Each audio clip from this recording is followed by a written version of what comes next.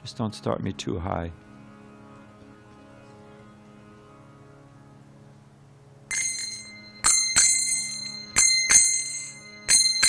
Jai Radha Madhava Kunja Bihari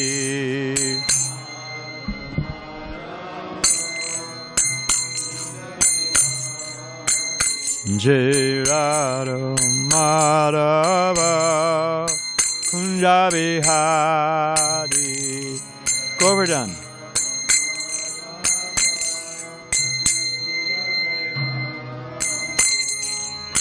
Gopijana Balaba Girivanadari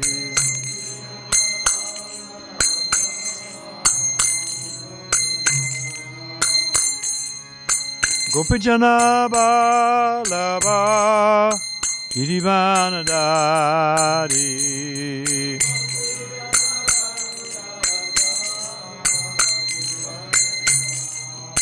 Yasoda Nandana Vajjana Ranjana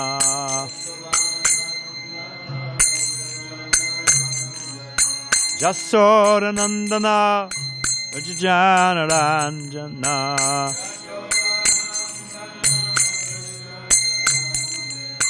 Jamuna Tira Vanatari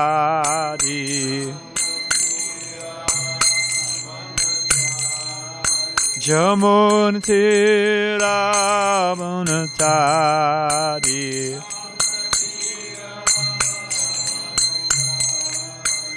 Jaya Radha Madhava Kunja Bihari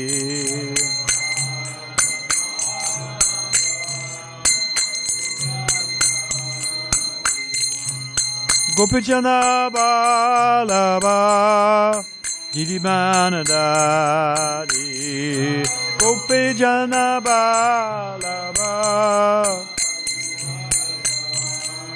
Yasoda Nandana Vajjana Ranjana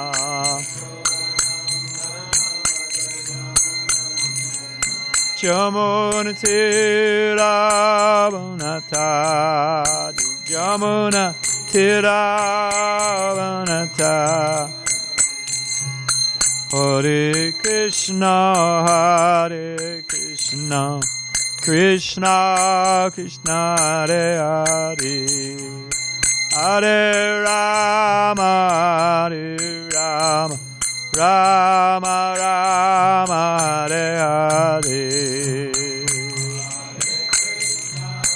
Boom!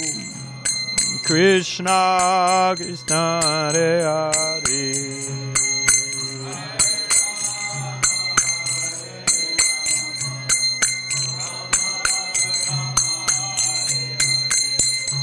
Hare Krishna, Hare Krishna, Krishna Krishna, Hare Hare, Hare Rama, Hare Rama, Rama Rama, Hare Hare.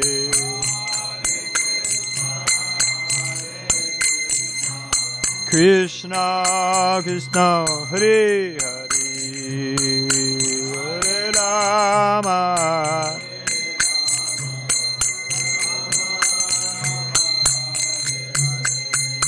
Hare Krishna, Hare Krishna, Krishna Krishna, Hare Hare, Hare Rama, Hare Rama, Rama Rama, Hare Hare, Hare Krishna, Hare Krishna, Krishna, Boom!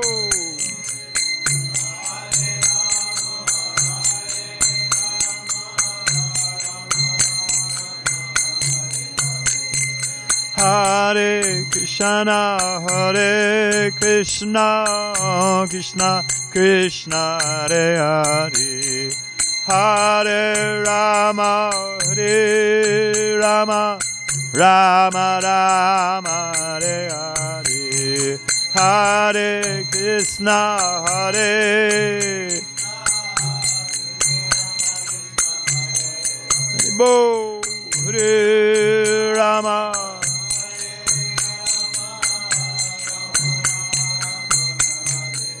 Jaya Radha Madhava Kunda Bihari.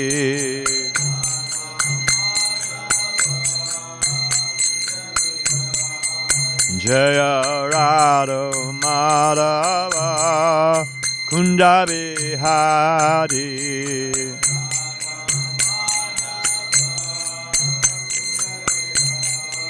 Jaya Radha Madhava Kunja Bihari. Radha Madhava Kunja Bihari. Jai Om Vishnupad Paramahansa Parivajigacharya Sita Shisham, His Divine Grace, the Bhaicharan, Bhakti Vedanta Swami Maharaj Ki Jai. Ananta Kota Vaishya Brinda Ki, Namacharya Shri Haridas Thakur Ki, Prem Shri Gaur Shri Krishna Chaitanya Prabhu Nityananda Shri Dvaita Gadadhar, Shiva Sari Gaur Bhakti Brinda Ki, Shri Shri Radha Krishna Gaur Gopinath Shamakunda Radhakunda Gita Govardhan Ki, Vrindavan Dham Ki, Mathura Dham Ki, Dwarka Dham Ki, Navadip Dham Ki, Jagannathpuri Dham Ki, Jamuna Maya Ki, Ganga Maya Ki, Tulsi Maharani Ki, Bhakti Devi Ki, Samveda Bhakti Vindiki. All glories to the sum of devotees, all glories to the sum of devotees, all glories to the sum of devotees, all glories to the divine lotus feet of Sri Sri Guru and Gauranga. Well, I'm in a very interesting situation. The two main things I wanted to read and refer to, I left on my desk. I promised I wouldn't too. I remember thinking 3 times today, well, I'm not going to be sure you don't forget that. But so Gaurana, can we send you like the wind over to my office? And where you look, if you pretend like you're sitting in my seat, you're welcome to have it anytime you want. You'll see right here 2, they're printed out. One's a 1 sheet and the other's a 2 sheet thing. And if you shut this, it won't open again. Okay. So you'll be walking back. Thanks, Gordon. Yeah, he's cool. He knows what he's doing. Om Namo Bhagavate Vasudevaya. Om Namo Bhagavate Vasudevaya. Om Namo Bhagavate Vasudevaya. Narayana Namaskritya Naram Chaivam Narottama Devim Sarasatim Vyasam Tato Jayam Udirayat Krishne Svedamo Bhagate Damriganadi Bisaha Kalau Nasaudasham Mesha Purano Konadodita. Bhagavatam is arisen just after the departure of Lord Krishna, accompanied with knowledge, religion, etc. Persons who have lost their vision through the dense darkness of the age of Kali shall get light out of this Purana. Before beginning our study of the Srimad Bhagavatam, which is our very means of conquest, we should first offer our respects to the personality of Godhead Narayan, the Narayan Rishi, the supremmost human being, the goddess of living Mother Saraswati, the author Srila Vyasadeva, and my spiritual master Srila Prabhupada. So we are on 5th canto, chapter 18, text 33, I hope. Is that correct? Yes. Okay. That's helpful. Yasmin asankyeya vishesha nama rupakritao kabibi kaupiteyam sankhya yaya tattva drishapaniyate tasmai nama sankhya nidarshanaya te iti yasmin sankheya visheshanama Rupa kritau kavibi kalpiteyam. Sankhya yaya tattva trishapaniyate. Tasmai nama sankhya nidarshanayate iti. Yasmin sankhya visheshanama. Rupa kritau kavibi kalpiteyam. Sankhya yaya tattva trishapaniyate. Tasmai nama sankhya nidarshanayate iti. Yasmin sankhya visheshanama. Rupa kritau kavibi kalpiteyam. Sankhya yaya tattva trishapaniyate. Tasmai nama sankhya nidarshanayate iti.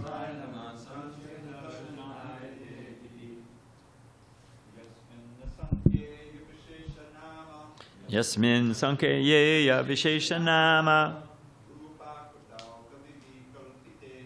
Rupa kritau kavibi kalpiteyam. Sankhya tattva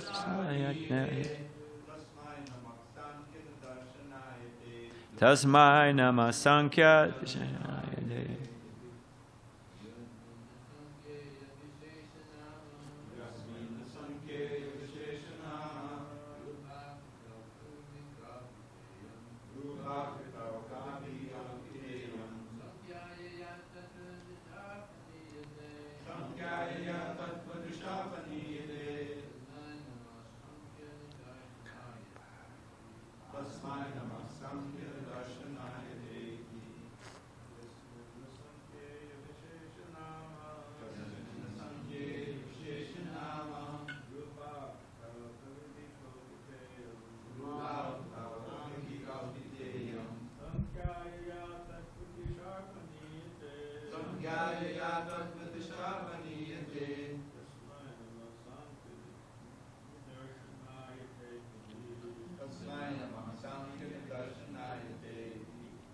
Yasmin, in you, the Supreme Personality of Godhead. Asankhyeya, innumerable. Vishesha, particular. Nama, names. Rupa, forms. Akritau, possessing bodily features. Kavibi, by the great learned persons. Kalpita, imagined. Iyam, this. Sankhya, number. Yaya, by whom? Tattva, of the truth. Drisha, by knowledge. Apaniyate, is extracted. Tasmai, unto him. Nama, respectful obeisances.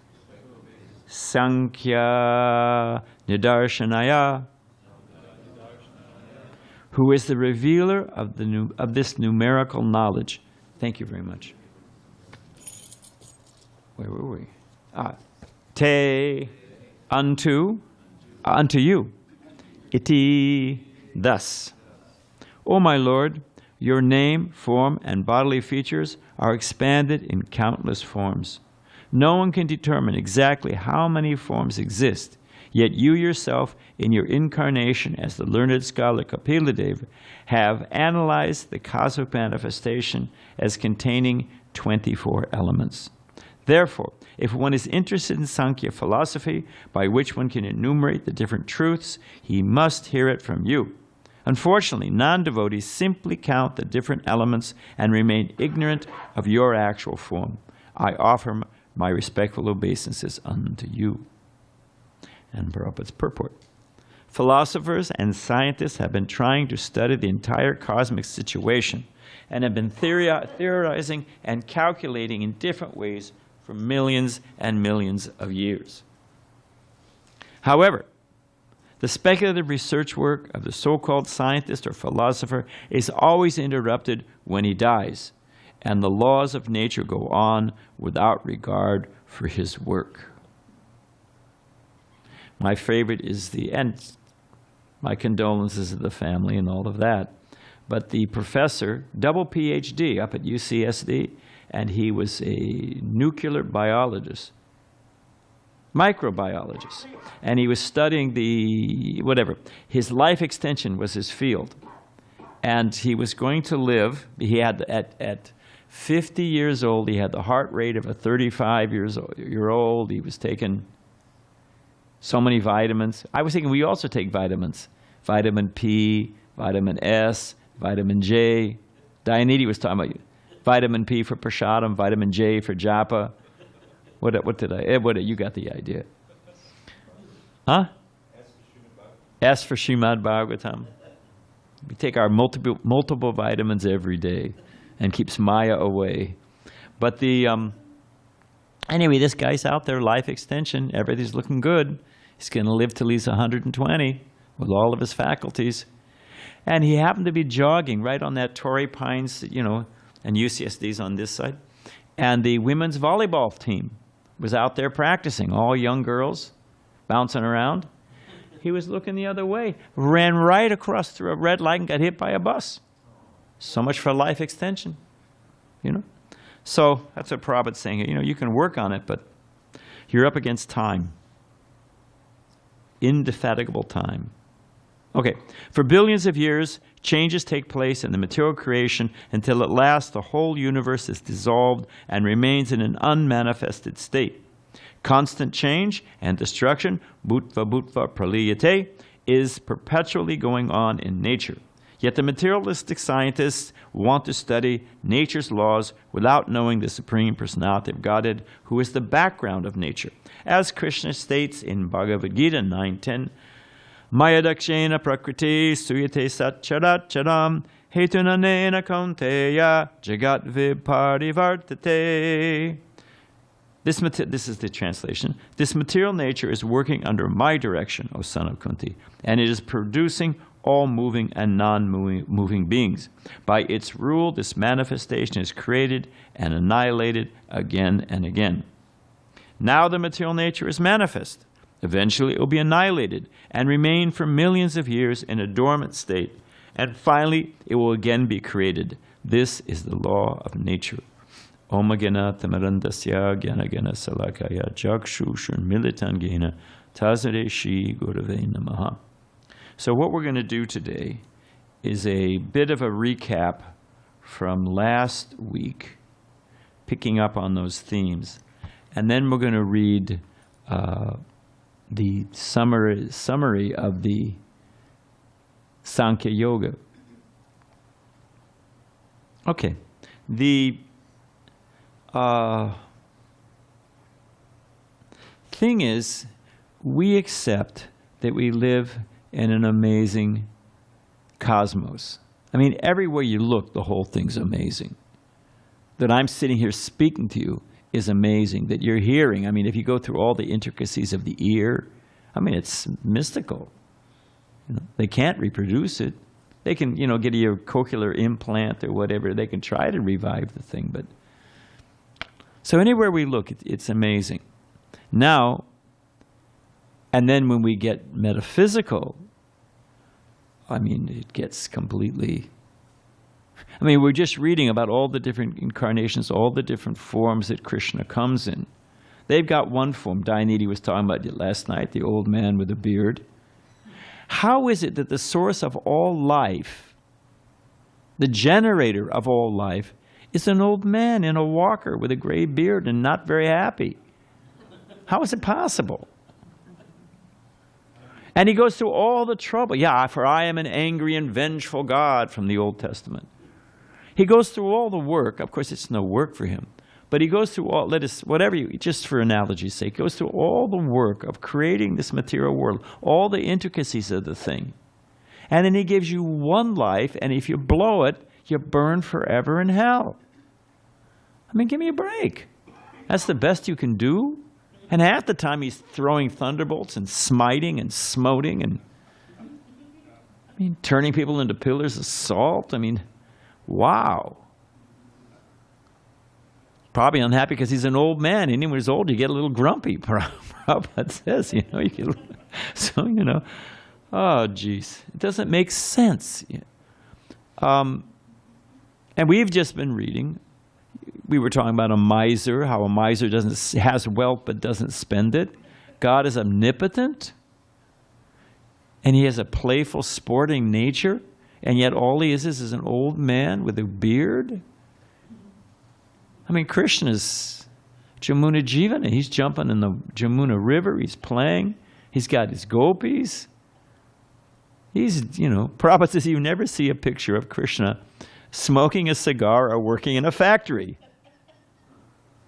So it doesn't make any sense at all. The whole thing is ridiculous. Well, I don't want to say ridiculous. It's just not very thoughtful.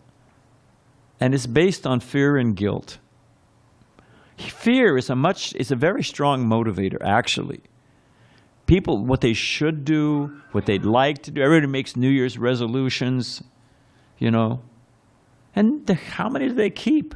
Hey, I'm cutting down on fat. I'm not. It'll last a few days, maybe through the weekend. I don't know, but But you tell them, hey, you eat meat and you're going to drop dead. Your cholesterol. Whoa! All of a sudden they're searching online about vegan. Fear is it's a very strong motivator. So it works, what do they say? Go with what works. So scare the hell out of them, and maybe they'll stop being sinful and keep giving us money. So, well, I guess I'll say it this way. And they criticize. They say, oh, if you read the Bhagavatam, and might say, Lord Boar coming as Matsya, as Kurma, as a tortoise, as half man, half lion. Oh, give me a break. But be consistent in your logic. You don't give with one hand and take away with the other. And if God is all powerful, then why can't he show it? Why can't he be? To say that they say God can have a form. The actual truth is that God has unlimited forms. That makes a whole lot more sense. So, we believe amazing stories, but so do the materialists. There was Radhe was just, Radhesham, who was just here, such a nice devotee, smart guy, and he was making the point. They say that everything comes from a singularity. The singularity is infinitely small, infinitely intense, and everything just comes out of a singularity, out of a point. It's a point. There's so many points. I see this room is full of unlimited points. They're not all bursting into universes now. All creation is coming from it. That fool at MIT who says the universe is creation is the original free lunch. It all came from nothing. And yet it takes some 20 blackboards at MIT to graph out the math, and they can only get to just before that. They can't explain why one point turns into another point and everything comes out. It used to go with a big bang, but now they've reduced. Now it's a singularity. You can't explain it. You know what their answer is? Give us one free miracle. We'll explain the rest. That's what this guy says. Gould, Stephen Gould, I think is his name. He may be the biologist, that's him. But give us one free miracle and we'll explain the rest. And dark dwarf stars, black stars, my favorite, dark matter. I won't spend my time on that, but 90% of the universe is missing. It's true. It's a fudge factor. Because if you don't have a certain gravitational pull, either the universe will completely spin out or it'll implode on itself, one or the other. So how does it keep it, fixed? And it's gravity. And gravity requires matter, because mass requires mass, which creates gravity. But the problem is, there's not enough mass in the universe. They can't find it. So just like if you I don't know what, you're trying to balance your check when it doesn't add up, doesn't it? You just stick a fudge factor in there. Say, I hope nobody notices. Just stick it in there. Hope my checks don't bounce. Of course, nobody uses checks nowadays. But that's what they've done. It's literally a fudge factor. It's completely backwards.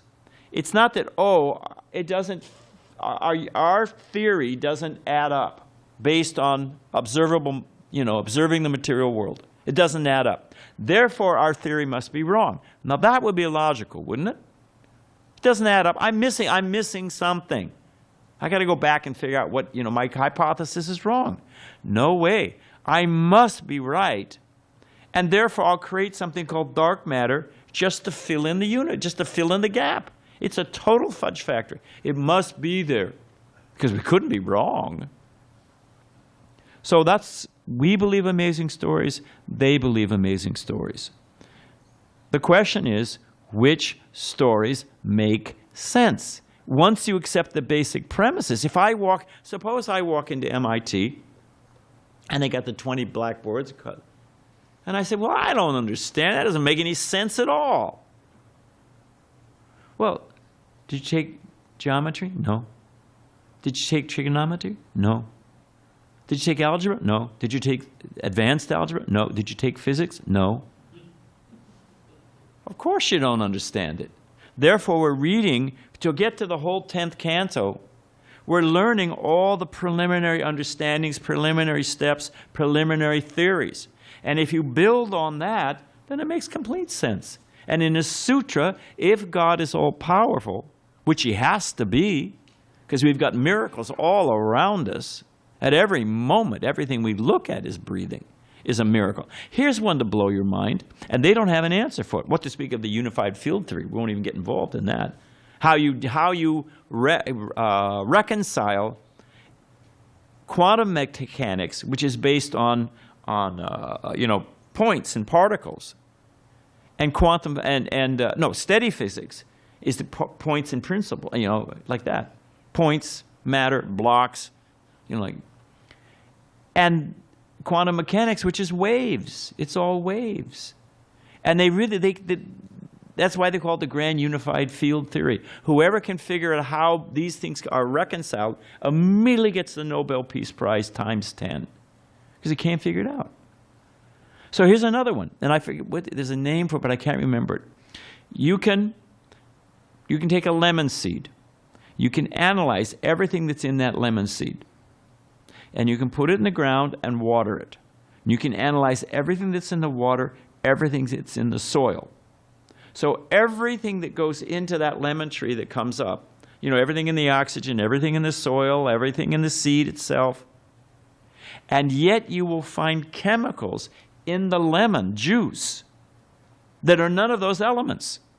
No matter how you restructure and juggle the elements, the different, whatever it is from the element, whatever it is, you get something that I have to look. I'll tell you tomorrow morning. I'll look it up and they can't figure it out.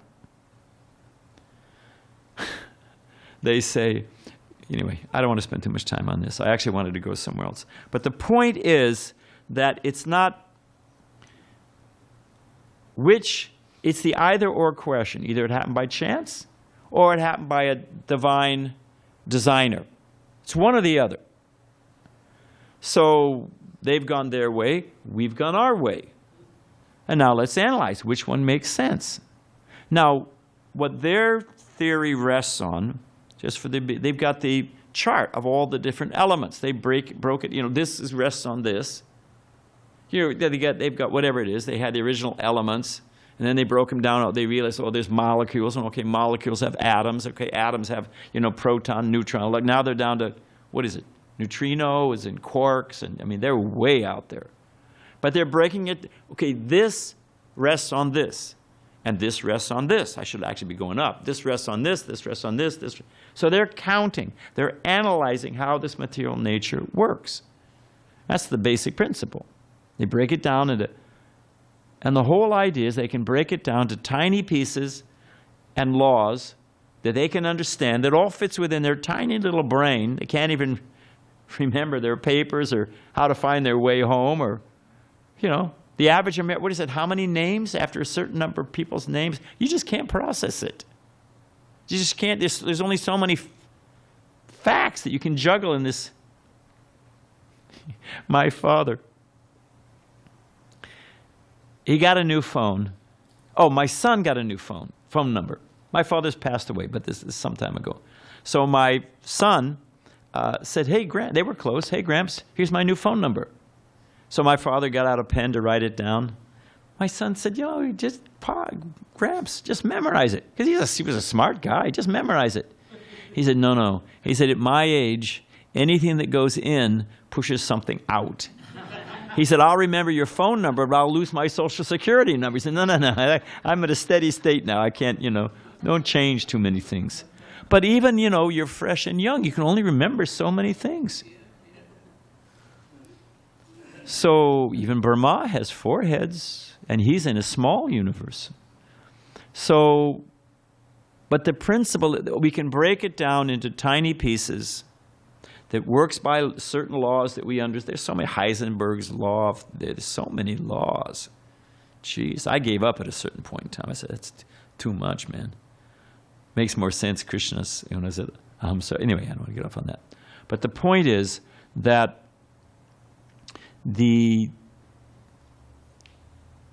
and they want to break it down into pieces so they can control it. That's another thing. Control it, rearrange it. But what I wanted to get to was that they're missing the point. Crick, that guy who, was the first one to figure out DNA. Yeah, he's a British guy. And his famous statement, an honest statement, he said, I was searching for the cause of life. And I got it all the way down to DNA. And he said, but life, he said, and that's just dead matter. He said, life, the thing I was searching for, slipped right through my fingers. So they've broken everything down all the way down to quarks. And if you want to go cosmic, all the way out to, I don't know where they are. They're out there with that. Beyond Hubble, they've got something, beep, beep, beep, beep, beep. It's that sending back signals. I was thinking, and then they take the signals and it's an electric microscope, and then they figure out, well, that's, they break it all down. Okay, it's a dark star, it's this or that, I was thinking, what happens if because there are how many miles out there? Millions of miles? They just passed Mars, now they're I don't know what, they're out there. Venus, so many different things. I'll tell you about the Polish space program afterwards as a joke. But what happens, because that's all they get back. They get beep, beep, beep, beep, beep, beep, beep, beep, and they get some impulses. And then they decide, well, that means this and this means, and they unpack the whole thing, right? They unpack it into pictures. What happens if that satellite zips past Narada Muni playing his Veena? Well, some devas having ching, ching, ching, ching, ching, ching, having a kick, because they're flying all over the place, all kinds of devas. What happens when they pick up that signal? Must be a dead star. They have no idea. So they've missed the point. The point I'm making is they've got a heap of stuff. Prabhupada gives some classic examples.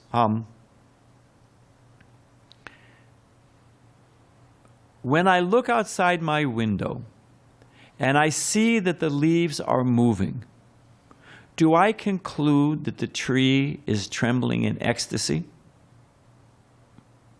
I mean, usually we can say, unless you're in Vrindavan or Mayapur or some holy tirtha or something like that. Generally speaking, what is happening? The wind is blowing. You can't see the wind. I mean, we'll get to that point with acid rain. We'll be able to see it. But currently, we can't see it. So there's a symptom, but you have no idea what's making it move. Or, as Prabhupada says, if you have, was it in this purport? Maybe it was in the previous purport, or an upcoming, this is a preview for an upcoming. I can take I used to do this when I was a kid. I think everybody did when they're a kid. You can have a flat, thin table or plate or whatever. And you can make a paper clips or a piece of metal move all over it. You're sitting there and you're just, somebody's, and it's just, you can pretend you're a yogi. Om Shakti. And the thing zip, zip, zip, metal, iron, that's a big hint, is moving around without you touching it. What's happening there? Anyone know? Other than Dravida and Balaram and Vijay Prabhu? Anyone know what's happening? There's your little brother. So yeah, you got a magnet. You got a magnet. You can't see it, but it's making it move. So what is, Prabhupada says you have the big airplane. There was a guy here the other night. It was last night. Was in that airplane pilots thing. He's learning to be a pilot. No? Luckily, he's not flying yet. He couldn't. When he parked his car, he hit somebody in the parking lot here. I was thinking, stay in school, son. Stay in school. What airlines you work for? I'm going to fly another one. So, but the point is that big plane with so much brain power into it, so much. I mean, anyone know? Anyone want to Google what does that? What is 777 or 747 or whatever? A fighter jet. Those things are like $70 million a pop. Yeah. I think they're more expensive. Let's go with this. Somebody can Google what does a fighter jet cost. But it's something like that. So much mechanics goes into it. And yet that thing, that lump of matter, sits on the tarmac forever. Unless what happens? War. Bush is in office. No. What makes it happen? You got to have the touch of spirit. The pilot has to touch. They just push the one button. You got the huge factories going on. And that's just sitting there forever. Guy walks in, boop, pushes a button, all the machinery, all the lights go on, everything's done. And you get your box of Cracker Jacks come out at the whatever you get at the end of the thing, It requires the touch of matter. So in the same way, this is a gigantic machine. They argue that it's a machine. They argue it's running under laws, and this part fits into this part, and this part, and you pull this lever, and this happens. Waves are caused by wind. It's all fitting together. It all works like that. But what if that's the argument they're making, that it's machines and this one is caused by this is caused by this, each one is a precursor of the other. What is the resting point? And everywhere we see, matter only moves when it's touched by spirit. So and this is a giant machine, so where is the spirit that makes it move? There must be a transcendent source. There has to be. It makes complete sense. Just when you're a kid, you ever draw those little pictures? You connect the dots. You get a little horse or whatever you get, Just connect the dots. There has to be a supreme person, has to be intelligent, has to have a purpose, delivering us with the purpose of this world, has to have a purpose, it has to have a personality, and he's not just a wallflower. He's not just sitting up there like, was it Catcher in the Rye or whatever, just taking care of us. Making sure, okay, you got what you need, okay, you got what you want. You need that over there. He's got a life. If somebody, what do they call somebody? A voyeur who's looking in somebody's window to see what do they call him? A peeping Tom. You get arrested for that, isn't it? What if you get somebody who just follows you around all day, just follows you and watches you? It's creepy, isn't it? They get a life. So Krishna, the supreme cause of all life, of all personality, of all relationships, has no life, has no person. He doesn't have his own place. He's homeless. There's no Goloka, no Vaikuntha. Share some seamless logic with me, my friend. It just doesn't square. He has to have the most beautiful place. He has to have the most beautiful friends. He has to have the most amazingly blissful pastimes. It's not sentiment. Well, if it gets you through the night, all right, You believe there's a man up there in the sky taking care of everything, fine, okay. No, it makes complete logic. So I wanted to, in the few minutes, we have left, I wanted to read something. This is from, because we're talking about Sankhya Yoga and the 24 elements that make the whole thing go together.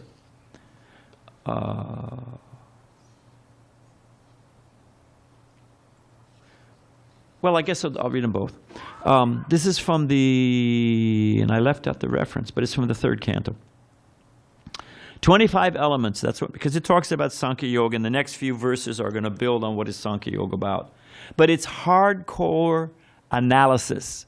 It's cold. You know, what do they say? You know, religion?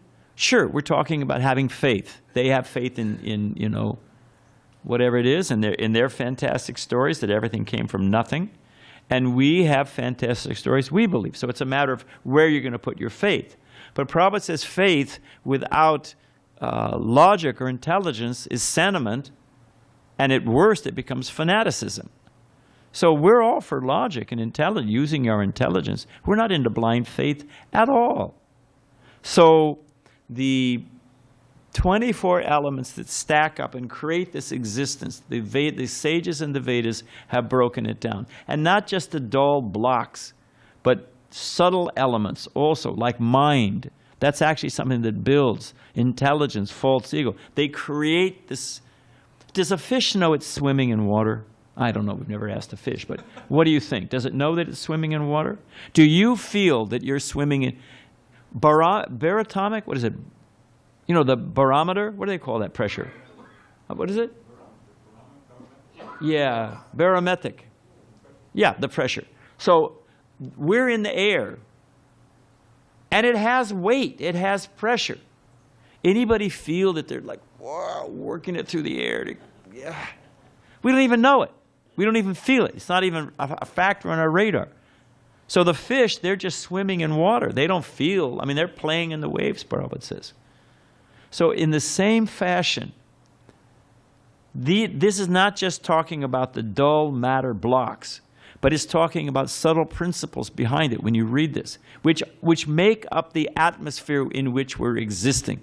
So it's a far more astute and competent. There's Sankhya Yoga and your chart of the elements. Let's weigh the two. You got the chart of the elements. Each one has that, like oxygen, you know, and you can go through so many different things. Do you know what is it called? Period. That's the word I was looking for, the periodic table. How many elements on the periodic table? 112. They add a few every now and then, right?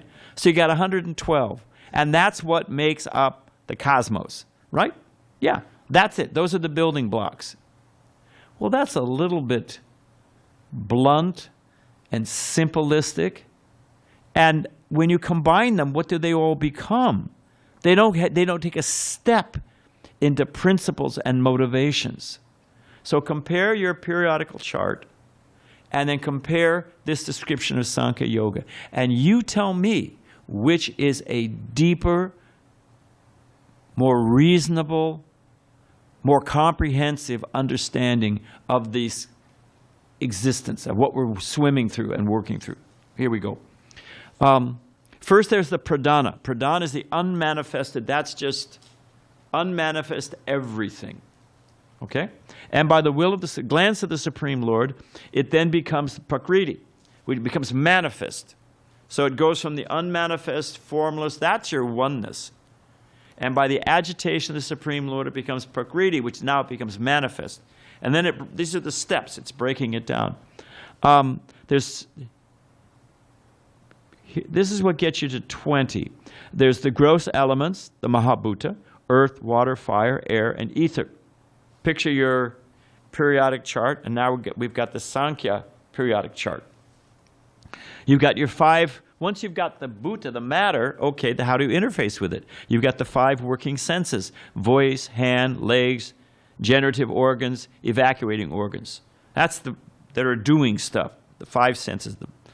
Then you've got, what are they interacting with? We've got the knowledge acquiring, which goes out into what are the elements that go out and figure out this world and gather the raw data? You've got the, they're called knowledge-acquiring senses. Eyes, ears, nose, tongue, and skin. Then you've got the objects, okay? You've got the blunt matter. You've got the working senses. You've got the knowledge acquiring. And what are they interacting with? What are the results? You've got smell, touch, sound, taste, form. It's sometimes listed as color. Then, okay, that explains what's happening. Now, how does the jiva interact with all this? What's the experience? For that, you need 4 subtle senses. The mind, the intelligence, contaminated consciousness, this is ahankara or false ego, and then you've got pure consciousness. I'm going to read it again. These are the subtle senses. This is about the jiva. Okay, what do we experience? The individual soul. That works through the mind, the intelligence, contaminated consciousness, and pure consciousness. So that gets you up to 24. What is the key mix? When I throw everything in the pot, what do I need to do? You're trying to mix something. What do you need? Acha. You need a spoon. What's mixing the whole thing? And the 25th factor is time, which is brewing the whole witch's brew together. It's a insidious stew. So that's the understanding of the material nature according to Sankhya Yoga. Now, which do you think explains human experience better? The periodic chart, which is dry, sterile, and dead, or Sankhya Yoga? I'll leave you with that thought. Now maybe I'll leave you there. What I was going to read, and we'll do it next. Well, I'll just read it to you for fun. We won't define it. We'll say that for another class. This is the Haryasvas. They were the great, who were they the sons of? Were they the second set of Daksha's sons? Yeah, they're the second set of Daksha's sons. And Daksha creates them. He's a materialistic demigod, and they're meant to help populate and fill up the universe. And what happens? Daksha's happy. They're all being trained. It's nice. They're going to go to college. They're going to get, what is it? First comes love, then comes marriage, then comes Swamiji with a baby carriage. I don't know. You got the idea. So they're going to fill up the universe, right? What happens that spoils Daksha's plan? Narada Muni arrives and says, no. So the Haryasvas, they heard this one statement by Narada Muni, completely gave up everything, went to the forest, and became self-realized. From this one statement. I'm going to read it. I'm not going to explain it. We'll leave you hanging for next time. Narada says, the great sage Narada, and this is from the 6th canto, chapter 5, verses 6 and 8. The great sage Narada said, my dear Haryasvas, you have not seen the extremities of the earth. I mean, you haven't seen what this place actually is. There is a kingdom where only one man lives, and where there's a hole from which, having entered, no one ever emerges. A woman there who is extremely unchaste adorns herself with various attractive dresses, and the man who lives there is her husband. In that kingdom there's a river flowing in both directions, a wonderful home made of 25 materials, that's your Sankhya Yoga, a swan that vibrates various sounds, an automatically revolving object made of sharp razors and thunderbolts. You have not seen all this, and therefore you're inexperienced boys without advanced knowledge. They heard that, what? Understood the whole thing and walked away from Daksha and became self-realized. And just so I don't leave you hanging too much, I will, without purport. The king is the supreme lord. He's the only male. Everything else is Purusha. The whole is Patala Loka. That's the once you fall in this material world, you're Nitta Bada. You're practically eternally conditioned. We read the other day, you have to take birth for every hair on the body of a cow. Dravida Prabhu corrected me. It's how many? It's 1,000 years for every hair, and the average cow has 2,000 hairs per square inch. Now, I also found this out. That's just cows. The average, this is from Vegetarian Times. I Googled it. And I checked it with several other sources, and they all come up with basically the same numbers. I think it's that writer, singer, who says he was a vegetarian, a famous Jewish guy. No, it's a long story. But anyway, he said this mouth is nothing but a graveyard. He's talking about, see, the average American, in the course of their life, will eat 11 cows, 27 pigs, 2,400 chickens. Colonel Sanders, right? 800 turkeys. No, 8 turkeys. 80 turkeys, sorry. 11 cows, 27 pigs, 2,400 chickens, 80 turkeys, 30 sheep, and 4,500 fish. That adds up to 7,048 animals the average American eats in the course of their lifetime. So just imagine, and that's just one thing we're doing wrong. So that's why once you get in this material cycle, it is practically eternal. It's not, but practically so. The unchaste woman is the unsteady material intelligence. The husband of the prostitutes, the conditioned soul being dragged by the impure intelligence. The river, that the ebb and flow of material creation, just like we're saying, it's manifest in abutpa, bhupa, praliyate. That's the river that flows in two directions. The house of 25 elements, that's Sankhya Yoga, the material nature. The swan who vibrates sweet sounds, that is the Paramahansa who extracts the essence and follows the transcendental sound vibration of the Vedas. What is the wheel spinning with razors and thunderbolts, chopping and devastating everything, slicing one's dreams and anticipations to pieces? Time. And the real father, that's the last one, is the Vedas and great sages. So that's a quick summary of, like on a mall, you are here, so Sankhya Yoga described, and the way to get out. So we'll end here. Thank you very much. All glories to Prabhupada. Hare Krishna. That's only because I told a few jokes. I know.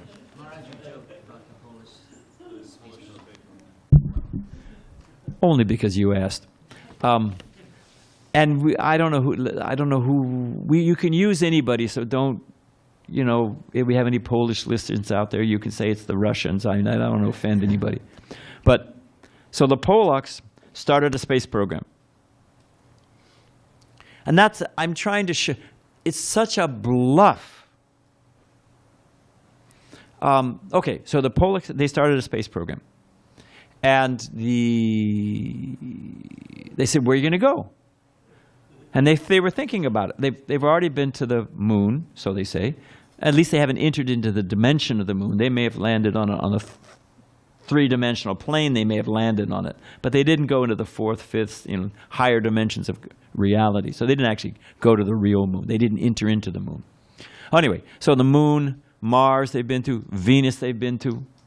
So what to do? They got to go. You don't get credit unless you go somewhere new. So they said, so where are you going to go? They said, we're going to the sun. They said, you can't go to the sun. They said, no, you'll burn up. I said, no, we're going at night. It's just bluff and silliness. And once you step back and look at it and you understand the Vedic answer, you can never drink that Kool-Aid again. Okay, Hare Krishna.